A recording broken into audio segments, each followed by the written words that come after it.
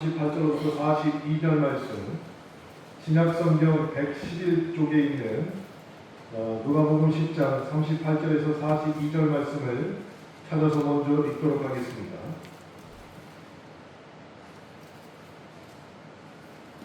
누가복음 10장 38절에서 42절 말씀 함께 읽겠습니다.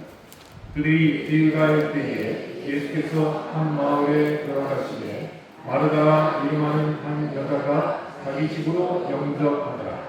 이에게 마리아 하는 동생이 있어 주의 발치에 앉아 그의 말씀을 듣더니 마르다는 준비하는 일이 많아 마음이 분주한지라.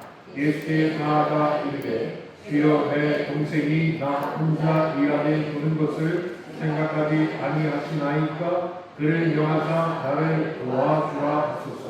주께서 대답하여 이르시되 마르다야 마르다야 내가 많은 일로 염려하고 근심하나 몇 가지만 하는지 혹은 한 가지만이라도 족하니라. 마리아는 이 좋은 편을 택하였으니 빼앗기지 아니하리라 하시니라. 이어지는 본문은 요한복음 12장 2절부터 4절입니다. 연결되는 말씀입니다. 신약성경 요한복음 12장 167쪽에 있는 요한복음 12장 2절부터 3절의 말씀 함께 읽겠습니다. 거기서 예수를 위하여 잔치할세 마르다는 일을 하고 나사로는 예수와 함께 앉은 자 중에 있더라. 마리아는 지극히 비싼 향유 또 순전한 마드 한 그릇을 가져다가 예수의 발에 붓고 자기 머리털로 그의 발을 닦으니 향유 냄새가 집에 가득하다. 자, 세 번째 본문은 여러분이 기록해 두셨다가 집에 가서 꼭 읽어보시기 바랍니다. 사무엘상 17장 19절부터 39절의 말씀입니다. 사무엘상 17장 19절부터 39절의 말씀입니다.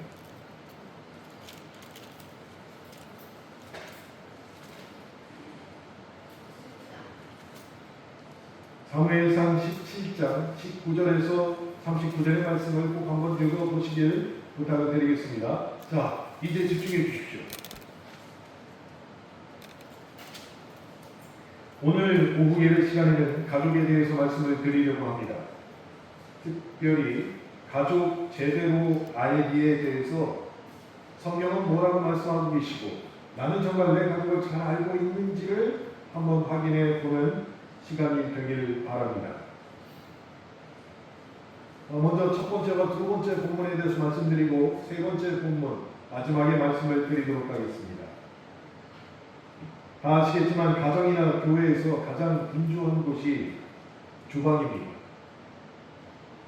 엄청난 에너지와 시간이 소요되는 이 주방의 풍경, 가정도 마찬가지고 우리 교회도 마찬가지죠. 그런데 오늘 성경에 나오는 것을 보니까 2000년 전에 예수님을 모셨던 베다니의 한 가정에서도 매우 분주한 모습이 지금과 같이 똑같이 펼쳐지고 있었습니다. 마르다와 마리아 자매의 집에서 일어난 분주한 가득한 사건,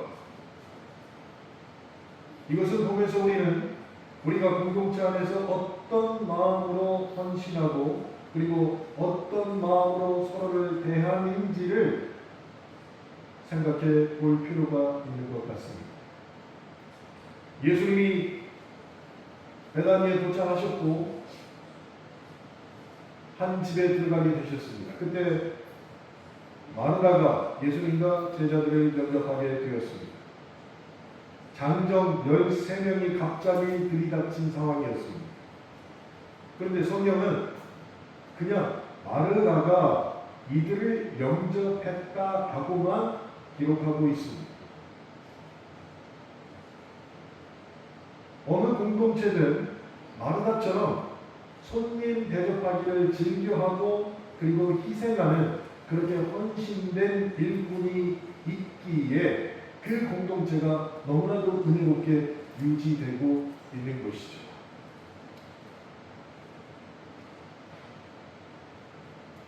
그렇게 열심히 헌신하던 마르다는 시간이 조금 지난 이후에 자기의 친동생인 마리아의 행동에 그만 마음이 상하기 시작합니다. 마리아는 주방에서 복음 분투하는 언니를 돕기는커녕 예수님 발치에 앉아서 예수님의 말씀만 듣고 있었던 것이죠. 그 모습을 보고 헌신하고 예수님 일행을 맞이했던 그 마르다의 마음이 달라져 버렸습니다. 그리고 마르다는 결국 예수님 앞에 서운함을 토로하기 시작했죠. 내 동생이 나 혼자 일하게 두는 것을 생각지 아니하십니까? 라고 말이죠.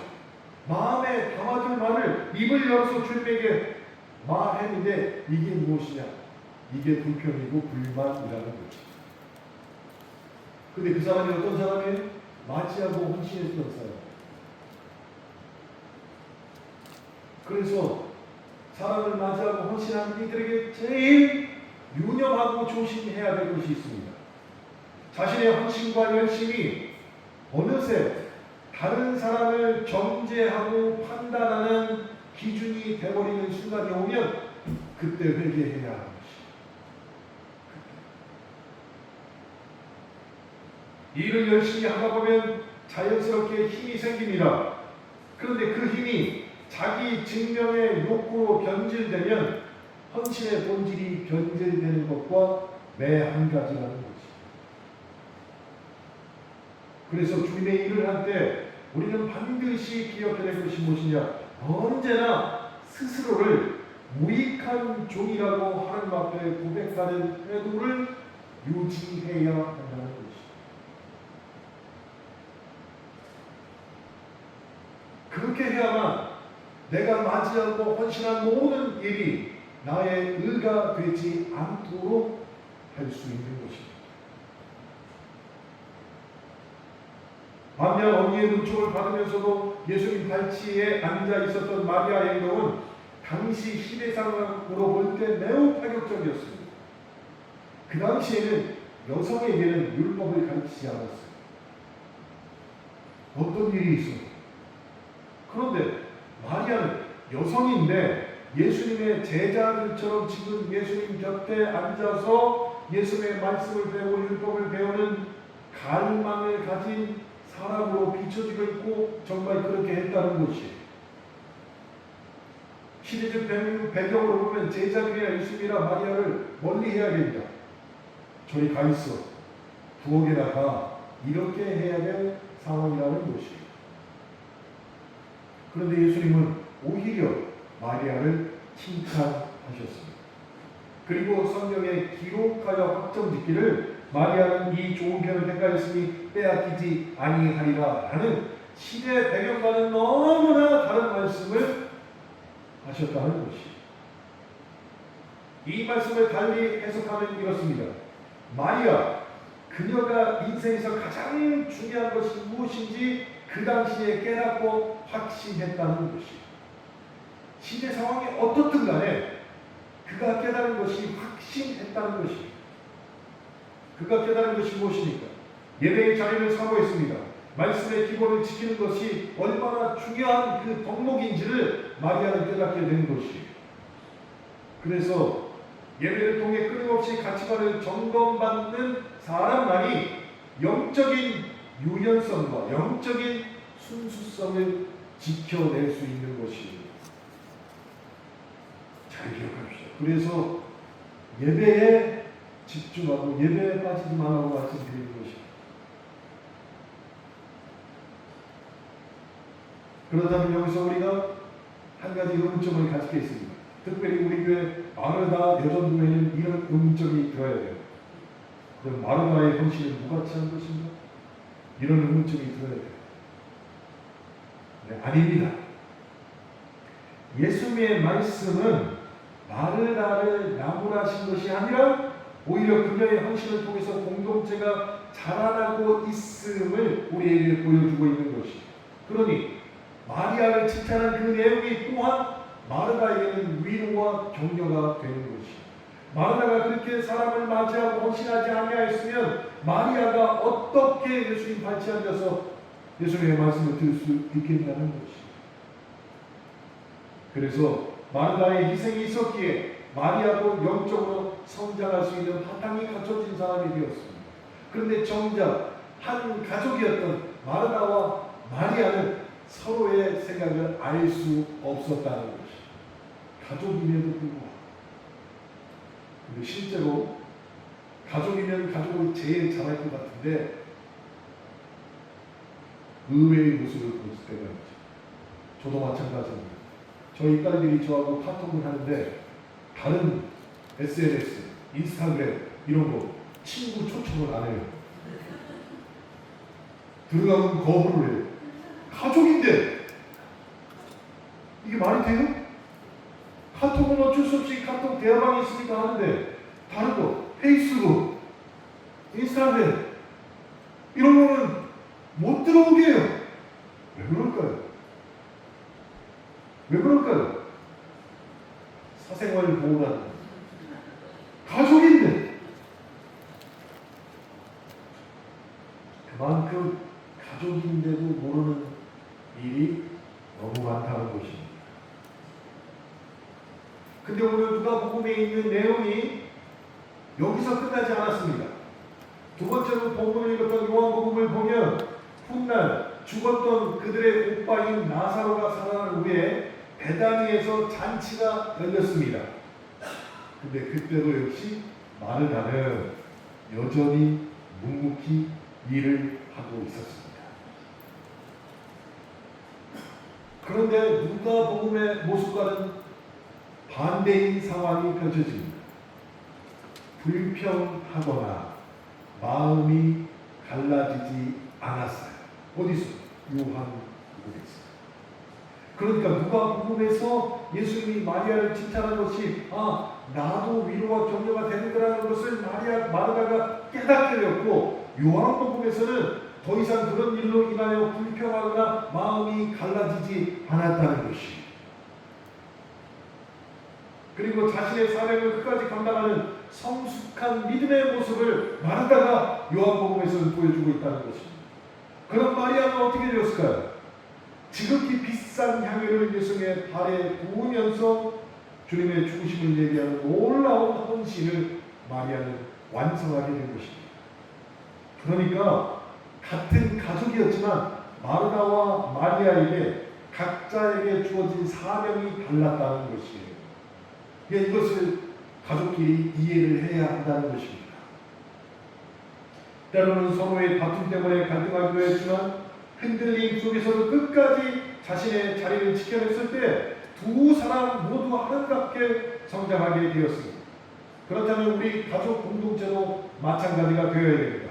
서로의 다름을 인정하고 믿음의 동역자로서 묵묵히 사명을 감당할 때 나 자신은 물론 주변의 이웃들까지 성장시키는 귀한 일꾼으로 쓰임받게 될 수 있다는 것을 오늘 누가복음과 요한복음의 말씀을 통해서 확신해야 될 줄로 믿습니다.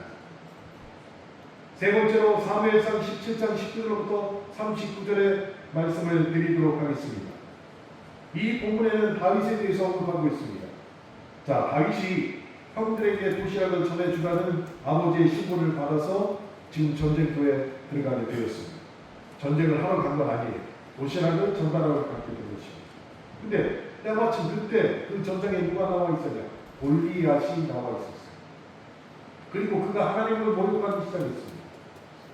그런데 이스라엘 군사들과 이스라엘 백성들이 골리앗 앞에서 아무 대꾸도 하지 못하고 쩔쩔매고 있었어요. 그러자 다윗이 사무엘상 17장 26절에서 이렇게 외칩니다. 우리는 살아계시는 하나님의 군대이다 라고 말하죠. 이스라엘 군사들에게 이 주관점을 깨우쳐 준 것이에요. 그럼 그들의 힘을 내서 골리앗과 싸워야 되는데 현실은 그렇지 않았습니다. 그 모습을 지켜보던 다윗의 큰 형이었던 엘리압이 느닷없이 와서 다윗을 혼내기 시작합니다. 와인으로 타이는 게 아니라 혼내는 것입니다. 야, 무식자! 네 마음이 얼마나 교만하고 네 마음이 얼마나 완악하면 전쟁을 구경하러 와서 쓸데기 없는 얘기를 하냐? 하고 엘리압이 다윗을 혼내키고 있었습니다. 너 말이야 군사로운 것도 아니고 도시락 갖다 주는 놈이 마치 네가 대장인 것처럼 그렇게 책임질 수 없는 말을 하는 게 얼마나 부족한 일이지 아냐라고 엘리야가 혼냈습니다. 그러면서 자신을 바위 앞에서 큰 사람으로 보이기 시작합니다. 나는 전장에 나가봤다. 근데 내가 보기에 골리앗은 어떻게 해볼 수 있는 상대가 아니니까 지금 우리 앞에서 그런 믿음 따위를 이야기할 때가 아니다라고 엘리압이 다윗을 따끔하게 혼냈다는 것이 친동생 다윗. 여러분 이 말이 무슨 뜻인지 아세요? 제가 너무 빨리 얘기하니까 그냥 일리 들어갔다 일리 나가니까 머리에서 생각할 여유가 없죠. 이 말이 뭐냐? 나도 믿음이 있지만 이건 즉 골리앗과 싸우는 문제는 믿음의 문제가 아니라는 것이. 야 믿음으로 안 된다는 거지. 믿음으로. 그러니까 병사들에게 헛소리 하지 마라 하면서 다윗의 길을 크면 엘리야를 꺾어놓은 것이. 잘 들으세요. 나도 믿음이 있지만 이건 믿음으로 해결할 일이 아니다 하고 믿는 사람이 어떤 엘리야이 자기 입으로 말하는 겁니다. 혹시 여러분 이런 경우 없으십니까? 나도 믿는 사람이야. 근데 이 경우는 그렇게 안 되잖아. 이렇게 얘기한 적 없으세요?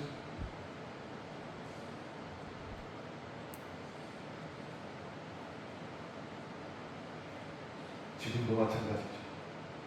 믿음으로 살려고 하다 보면 가족에게 비난을 받을 때가 종종 있습니다. 물론 제 얘기는 아니지만 여러분들 사정에 그런 일이 있을 것이에요. 야 너는 52주 중에 네 조카 결혼하는 거 주일날 한 번 하는 거 한 번 빠져도 되지. 됐다 씨 광신자요? 그것 때문에 안 와? 이러면서 가족들에게 비난받을 경우가 있어요. 지금도. 그리고 그들이 마지막에 하는 말이 이것입니다. 대개 믿음으로 살기보다 그냥 세상하고 적당히 타협하면서 사는 것도 나쁘진 않아 라고 얘기를 합니다. 근데 그 가족 중에 믿는 사람도 있어요. 믿음을 가진 사람이 와서 얘기해요. 야 나도 하나님을 믿고 있고 믿어봤지만 세상 살면서 그렇게 해서는 안 돼. 믿음을 가진 사람이 그렇게 얘기하는 경우도 있어요. 근데 그것을 충고를 하고 얘기를 해요. 근데 우리는 그런 경우에 하나님 앞에 더 정직해야 합니다. 내가 하나님을 의지하지 않았기에 겪은 실패로 내 삶을 마감하기 원치 않는다면 때때로 나의 믿음이 약해서 넘어진 것을 아름답게 포장해서는 안 된다는 것이. 그냥 하나님 앞에 하나님 그때 제가 내 잘못으로 제 잘못으로 넘어졌습니다. 솔직하게 고백하고 회개해야 한다는 것이. 엘리야 입으로 얘기했어요. 나도 믿음이 있지만 너 지금 그따위로 얘기하면 안 돼! 라고 다윗에게 얘기했잖아. 이 말의 뜻은 또한 무엇이냐? 엘리압은 자기 동생인 다윗이 어떤 삶을 살았는지 자세히 몰랐다는 것이. 자세히 몰랐습니다. 즉 동생이 어떤 사람인지 잘 몰랐다는 것이. 사울왕도 전장에 나가겠다고 한 다윗을 말리기 시작했습니다. 근데 당당히 다윗은 사울 왕에게도 얘기하죠. 양을 치실 때 맹수가 나타나 양을 물어가면 그 대상이 사자나 곰이라도 나는 끝까지 쫓아가서 양을 구했다. 하물며 살아계신 하나님을 욕하는 저 골리앗을 어찌 내가 그냥 둘 수 있겠습니까? 능히 죽일 자신이 있습니다. 다윗이 한 이야기예요. 그런데 너 정말 자신 있어? 라고 사울이 다시 물었을 때 다윗이 뭐라고 했습니까? 내 자신감이 아닌 나와 함께 하시는 하나님을 믿기에 나는 그렇게 할 것이다 라고 얘기한 것이죠.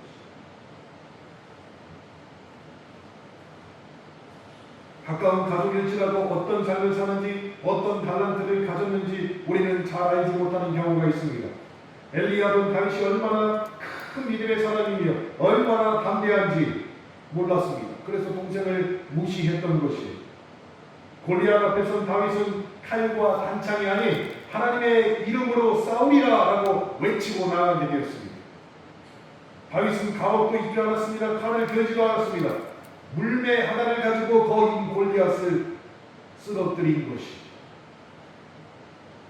그래서 가족이면서 큰 형인 엘리야의 반대에도 불구하고 하나님의 뜻에 순종해서 역사의 주인공이 된 사람이 다윗이었습니다. 그렇다면 우리도 가족의 삶과 가족이 가지고 있는 달란트를 알기 위해서 하나님 앞에 기도해야 합니다. 그러면서 가족에게 삶과 기도 제목을 또한 물어보기도 해야 됩니다.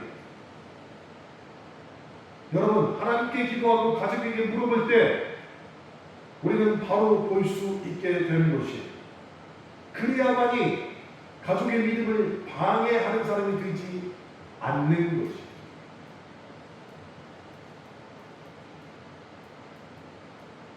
사랑하는 성도 여러분, 이 시간 이렇게 자신의 가족을 위해서 기도했으면 좋겠습니다. 제가 기도를 읽어 드릴 테니까 한번 들어보시고 자기 가족을 위해서도 기도해 보시기 바랍니다. 하나님 감사합니다. 가까운 가족일지라도 서로에게 모를 때가 얼마나 많은지요. 서로를 위해 기도하며 상대를 더 깊이 알게 하소서. 내 시선이 아닌 하나님의 시선으로 서로를 바라보므로 서로를 응원하게 하소서. 가족을 위해서 우리 서로 좀 더 많이 시간을 들여서 기도하고 그리고 화평을 누리게 하옵소서. 여러분, 가족을 위해서 어떻게 기도하십니까? 주여, 제가 저걸 낳고 미역국을 먹었습니다. 주여, 선물인 줄 알았는데 지금 보니까 선물이 아닙니다. 어떻게 하면 좋습니까? 네? 혹시 이렇게 기도하세요? 어떻게 해서든지 저걸 파가시옵소서. 제 호적에서 파가시옵소서. 주여 역사하시옵소서. 이렇게 기도하지 말라는 거예요. 네, 가족이라면 내가 저 사람을 위해서 진짜 하나님 앞에 그를 위해 얼마나 기도해. 하나님이 그에게 주신 달란트가 무엇인지 내가 궁금해야 했습니까? 그저 내 기준에 맞춰서 이만큼 안 하면 너는 사람도 아니야 라고 밀쳐낸 거 아니었어요? 하나님이 주셨던 내 가족에게 주신 달란트가 무엇이며 하나님 주신 소명이 무엇인지 정말 진지하게 하나님 앞에 기도로 알아내시고 가족에게 물어봐서 알아내셔서 하나님과도 화평을 누리고 가족과도 화평을 누리시기 바랍니다. 저도 오늘 집에 가면 가족들에게 물어보겠습니다. 그러니까 너의 믿음은 어느 정도이냐? 작은 딸, 너의 믿음은 어느 정도이냐? A4지로 연장 써라. 이런 고문이요. 이런 고문이요. 내가 너를 위해 기도하듯이 너도 나를 위해서 기도해줘라. 정말 가족이 잘 돼야 끝까지 화목하고 평화롭습니다. 가족을 위해서 기도합시다. 이 시간 단 30초만 자기 가족의 이름을 부르면서 30초만이라도 함께 기도해 보겠습니다.